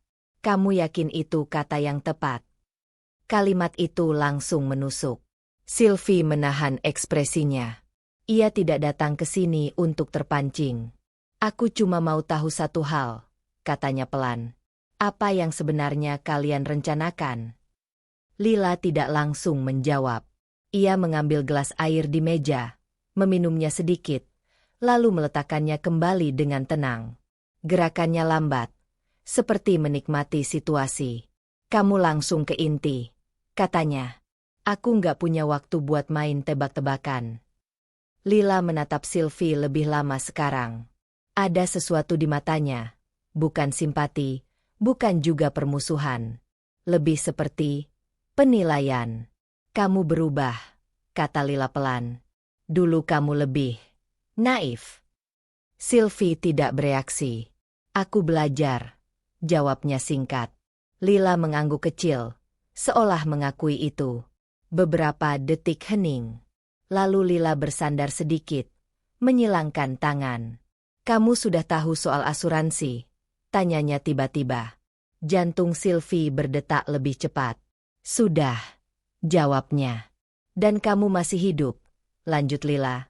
Nadanya ringan, hampir seperti bercanda. Kalimat itu membuat udara di sekitar mereka terasa lebih dingin.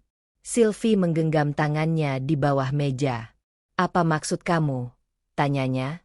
Kali ini lebih tegas. Lila menatapnya. Lalu tersenyum tipis. Aku cuma bilang. Arman itu nggak pernah setengah-setengah kalau sudah memutuskan sesuatu. Sylvie menahan napas. Kalimat itu terlalu jelas. Ini bukan pertama kalinya, tanya Sylvie pelan. Lila tidak langsung menjawab. Ia hanya memiringkan kepala sedikit, seolah mempertimbangkan seberapa jauh ia akan bicara. Dulu, dia juga pernah punya rencana, katanya akhirnya. Tapi gagal. Sylvie merasakan tubuhnya menegang. Gagal karena apa? Suaranya hampir tidak terdengar. Karena dia terlalu terburu-buru, jawab Lila santai. Dan karena orangnya lebih cepat sadar. Sylvie menatapnya tajam. Orang itu siapa? Namun sebelum ia sempat bertanya, Lila melanjutkan.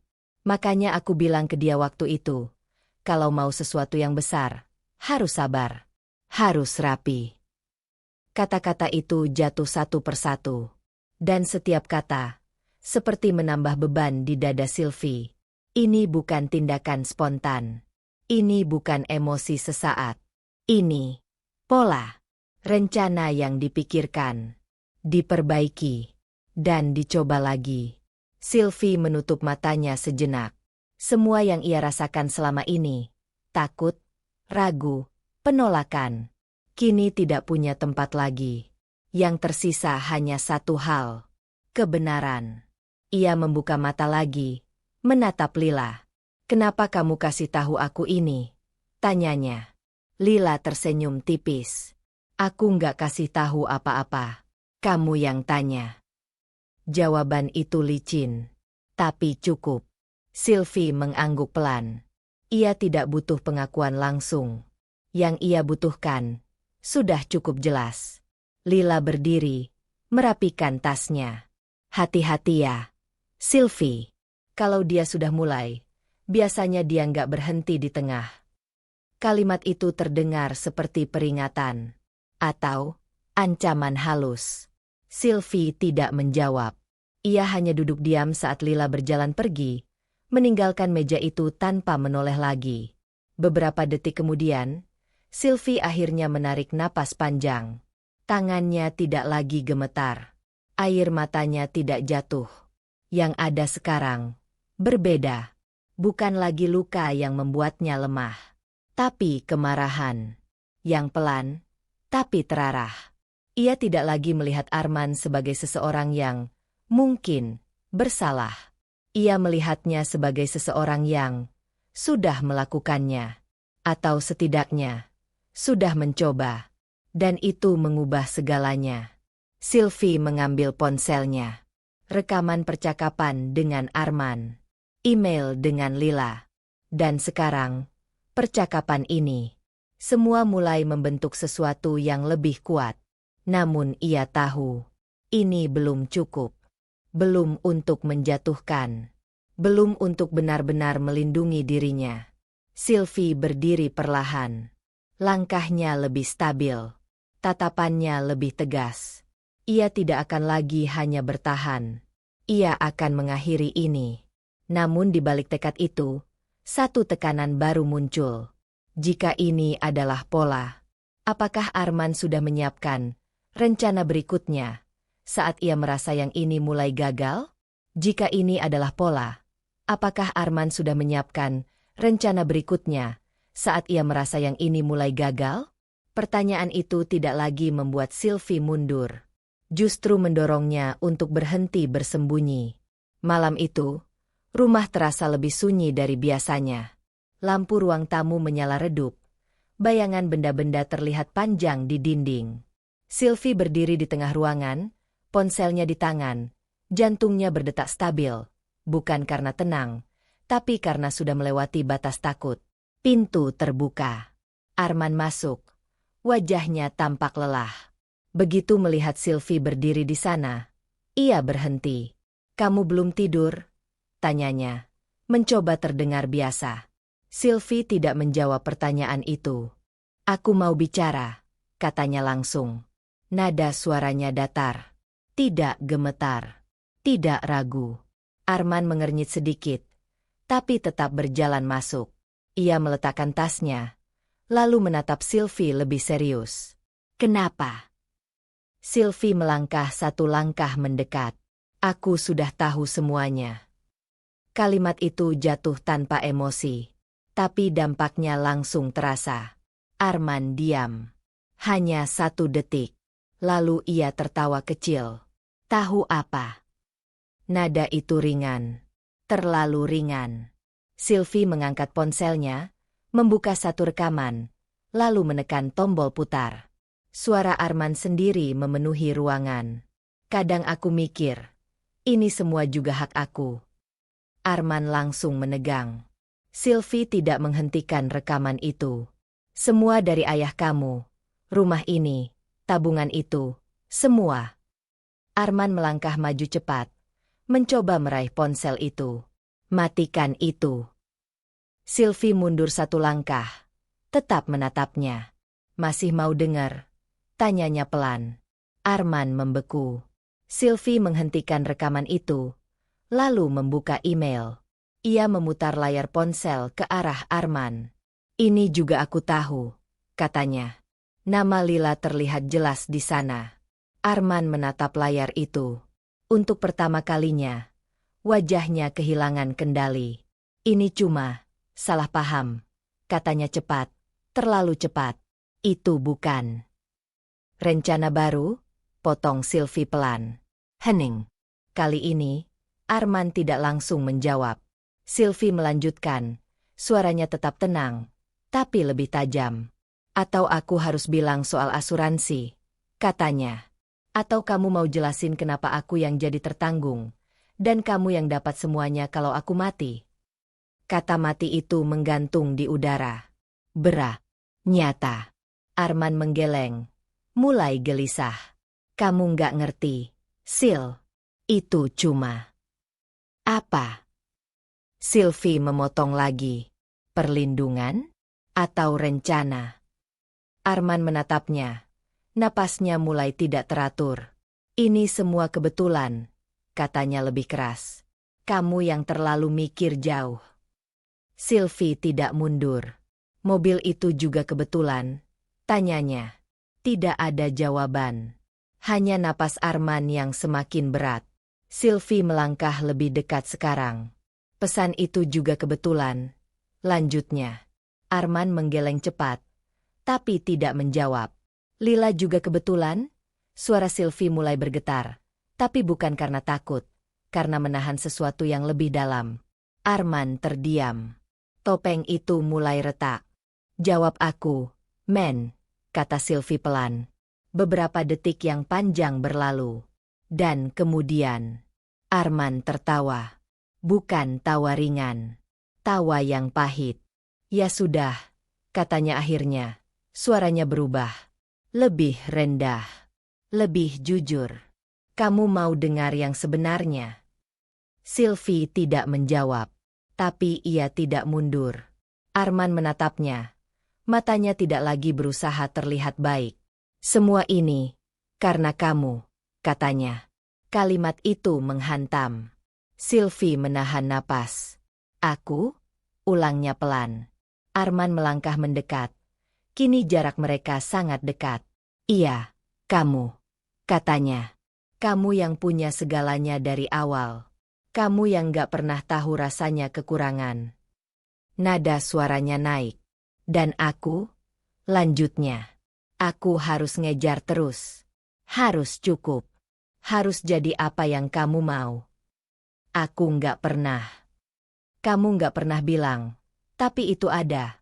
Potong Arman keras. Setiap hari. Setiap kali aku lihat semua yang kamu punya. Sylvie terdiam. Bukan karena percaya. Tapi karena akhirnya, ia melihat semuanya dengan jelas. Jadi kamu pikir, kamu berhak? Tanyanya pelan. Arman menatapnya tajam. Iya, jawabnya tanpa ragu. Aku capek hidup kayak gini. Aku capek jadi orang yang selalu kurang. Jadi kamu pilih. Ini, suara Sylvie pecah sedikit. Kamu pilih bunuh aku. Hening. Kali ini, Arman tidak langsung menjawab. Tapi diamnya. Sudah cukup. Sylvie mundur satu langkah. Dadanya terasa sesak. Bukan karena kaget. Tapi karena kenyataan yang akhirnya tidak bisa ia bantah lagi. Pria yang ia cintai. Benar-benar sampai di titik itu. Air matanya jatuh. Tapi tidak seperti sebelumnya. Tidak lemah. Tidak ragu. Lebih seperti penutup. Aku kira, kamu cuma tersesat, katanya pelan. Ternyata kamu memang memilih jalan ini. Arman tidak menjawab. Ia hanya berdiri, napasnya berat, matanya masih keras. Topeng itu sudah benar-benar hilang. Tidak ada lagi kepura-puraan. Yang tersisa hanya dirinya yang sebenarnya. Dan Sylvie melihatnya dengan jelas. Untuk pertama kalinya, tidak ada lagi kebingungan. Tidak ada lagi penolakan. Hanya kebenaran. Sylvie mengusap air matanya. Lalu menatap Arman untuk terakhir kalinya malam itu.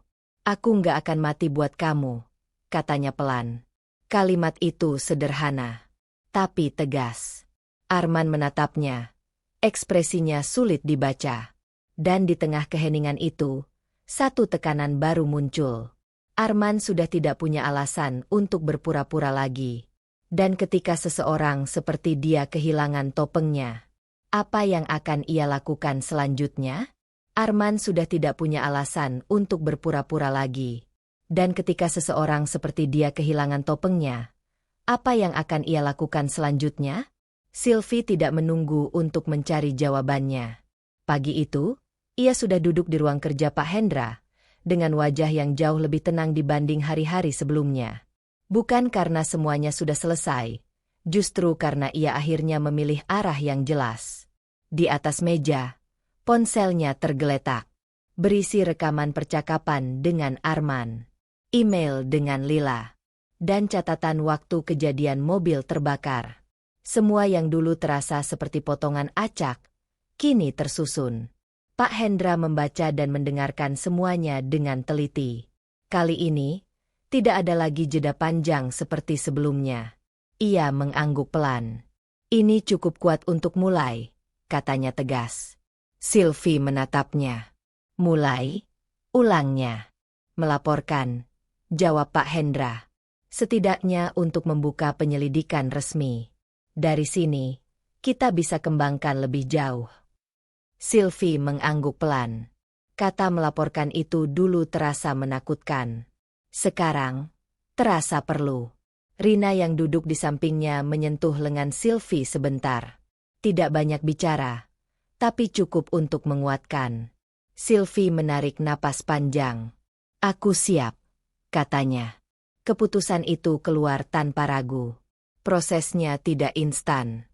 Sylvie harus menceritakan ulang semuanya. Dari awal, malam ketika Arman mengajaknya pergi, pesan misterius, mobil yang terbakar, hingga bukti-bukti yang ia kumpulkan. Setiap kali ia mengulang cerita itu, ada bagian dari dirinya yang terasa kembali terluka. Tapi kali ini, ia tidak berhenti. Ia menyelesaikan setiap kalimat, setiap detail. Seolah dengan itu, ia mengambil kembali kendali atas hidupnya sendiri. Beberapa hari kemudian, panggilan itu datang. Arman diminta datang untuk dimintai keterangan. Dan untuk pertama kalinya sejak semua ini dimulai, Sylvie tidak berada di posisi yang harus bersembunyi. Ia duduk di ruangan yang berbeda, bersama Pak Hendra. Dinding terasa dingin. Waktu berjalan lambat. Dia akan menyangkal dulu, kata Pak Hendra pelan. Itu biasa. Sylvie mengangguk. Ia sudah tidak berharap pengakuan. Ia hanya menunggu kebenaran, terbuka dengan caranya sendiri. Ketika Arman akhirnya dibawa masuk ruang pemeriksaan, Sylvie tidak melihatnya langsung. Tapi dari suara yang terdengar samar dari ruangan sebelah, ia bisa mengenali nada itu. Awalnya, tenang, terkendali, seperti biasa. Ini semua kesalahpahaman, suara Arman terdengar. Sylvie menutup matanya sebentar. Masih sama. Namun beberapa waktu kemudian, nada itu berubah. Lebih tinggi. Lebih tajam. Aku nggak pernah berniat. Suara itu terpotong. Ada jeda. Lalu suara lain masuk. Nama Dodi disebut. Sylvie membuka matanya. Jantungnya berdetak lebih cepat. Pak Hendra menoleh sedikit ke arahnya. Ini bagian yang penting, katanya pelan. Beberapa menit kemudian, pintu terbuka. Seorang pria lain dibawa masuk ke ruangan pemeriksaan. Dodi. Sylvie melihatnya sekilas dari celah pintu yang belum tertutup sepenuhnya. Wajahnya tidak setenang saat pertama kali datang ke rumah Rina. Ada ketegangan di sana. Ketika Dodi duduk, suasana langsung berubah. Suara Arman terdengar lagi. Kenapa dia di sini? Nadanya naik. Tidak ada lagi kontrol yang rapi. Tidak ada lagi kalimat yang disusun dengan hati-hati. Retakan itu melebar. Dodi tidak langsung menjawab. Tapi keberadaannya saja sudah cukup. Beberapa pertanyaan diajukan. Tentang komunikasi. Tentang pertemuan. Tentang apa yang ia ketahui. Dan perlahan, gambaran itu semakin jelas. Dodi bukan hanya tahu. Ia terlibat. Bukan sebagai pelaku utama. Tapi sebagai orang yang membantu menutup celah. Memberi saran. Bahkan, mengalihkan perhatian Sylvie di saat-saat penting. Semua sikapnya sebelumnya. Cara ia berbicara. Cara ia menenangkan. Cara ia menggeser arah pikiran Sylvie. Kini terasa berbeda. Bukan bantuan. Tapi bagian dari rencana. Sylvie merasakan sesuatu di dadanya. Bukan lagi sakit. Lebih seperti kepastian yang pahit. Di dalam ruangan itu, suara Arman semakin tidak terkendali. Kamu juga ikut, katanya keras. Jangan pura-pura bersih. Nada tuduhan itu tidak lagi ditujukan ke Sylvie, tapi ke Dodi. Dan disitulah semuanya berubah. Arman tidak lagi membela diri. Ia mulai menyeret orang lain. Topengnya benar-benar runtuh. Pak Hendra menatap Sylvie. Dia mulai kehilangan kendali, katanya pelan. Sylvie mengangguk. Ia bisa merasakannya. Pria yang dulu selalu terlihat tenang, penuh perhitungan, kini terdengar kacau, terpojok. Dan untuk pertama kalinya, tidak punya arah untuk lari. Beberapa jam kemudian, Sylvie berdiri di luar gedung itu. Udara terasa lebih segar. Atau mungkin, ia yang akhirnya bisa bernapas dengan lebih lega. Rina berdiri di sampingnya. Kamu kuat, katanya pelan. Sylvie tidak langsung menjawab. Ia menatap lurus ke depan. Semua yang terjadi hari ini, bukan akhir. Masih ada proses. Masih ada kemungkinan. Masih ada risiko. Tapi satu hal sudah berubah. Ia tidak lagi sendirian menghadapi ini. Dan Arman tidak lagi berada di posisi yang mengendalikan semuanya. Sylvie menggenggam ponselnya. Bukti-bukti itu kini bukan hanya miliknya. Sudah menjadi bagian dari sesuatu yang lebih besar. Sistem. Kebenaran yang mulai terbuka. Namun di balik semua itu, satu tekanan baru muncul. Ketika semua sudah masuk ke jalur hukum, apakah Sylvie benar-benar siap menghadapi kenyataan akhir?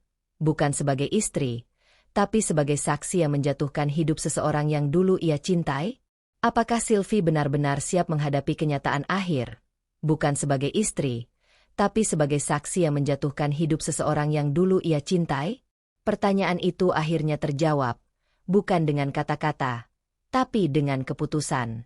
Hari itu, ruang sidang terasa lebih sunyi dari yang Sylvie bayangkan. Tidak ada dramatisasi berlebihan. Tidak ada teriakan. Hanya suara-suara formal yang berjalan sesuai prosedur. Dan di tengah semua itu, Sylvie duduk tegak. Bukan sebagai istri Arman, tapi sebagai dirinya sendiri. Ketika namanya dipanggil, ia berdiri. Langkahnya tidak cepat, tapi juga tidak ragu. Setiap langkah terasa seperti melewati lapisan masa lalu, kenangan, luka, harapan yang pernah ia bangun. Ia tidak melihat ke arah Arman. Bukan karena takut, tapi karena ia tidak lagi mencari apapun dari sana. Kesaksiannya berjalan tenang. Ia menceritakan semuanya, tanpa melebihkan, tanpa mengurangi. Tentang malam itu, tentang pesan misterius, tentang mobil yang terbakar, tentang bukti-bukti yang ia kumpulkan. Setiap kata terasa berat, tapi tidak lagi melukai. Karena kali ini, ia tidak mengulang cerita sebagai korban. Ia mengatakannya sebagai seseorang yang memilih untuk hidup. Ketika rekaman itu diputar, suara Arman memenuhi ruangan. Kadang aku mikir, ini semua juga hak aku. Sylvie tidak menunduk. Ia tetap berdiri, mendengar, tanpa runtuh. Di sudut ruangan, Arman duduk dengan wajah yang berbeda dari yang pernah ia kenal. Tidak lagi penuh kendali. Tidak lagi meyakinkan. Ketika ia akhirnya menoleh, tatapan mereka bertemu. Hanya sebentar. Dan cukup. Tidak ada lagi cinta di sana. Tidak ada lagi kebingungan. Hanya akhir. Proses itu tidak selesai dalam satu hari. Tapi keputusan akhirnya jelas. Bukti yang terkumpul cukup kuat. Kesaksian cukup konsisten.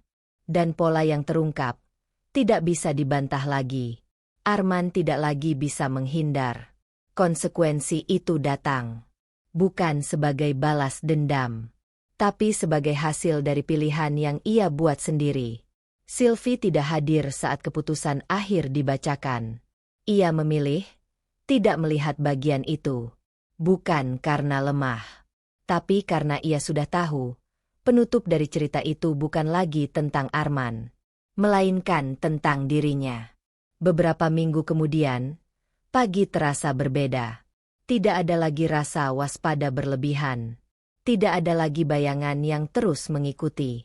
Sylvie berdiri di depan jendela rumah ibunya, memandang halaman yang basah oleh embun. Rumah itu dulu terasa sempit, penuh tekanan. Kini, terasa lebih tenang. Bu Ratna berdiri di belakangnya, membawa 2 cangkir teh. Ia tidak langsung bicara, hanya meletakkan 1 cangkir di meja. Masih kebiasaan bangun pagi, katanya pelan.